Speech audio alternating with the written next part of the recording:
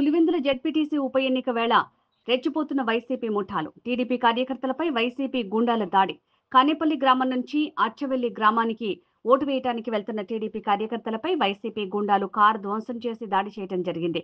11 సీట్లకే పరిమితమైన సైకోల మదం ఇంకా తగ్గలేదు. ఏం జరిగింది? తెలుగుదేశం పక్కన ఓటు వేయని పోతాం. పోతాంటే వైఎస్ఆర్ వాళ్ళు వచ్చి కారు పగలగొట్టి అన్యాయం చేసిపోతున్నారు.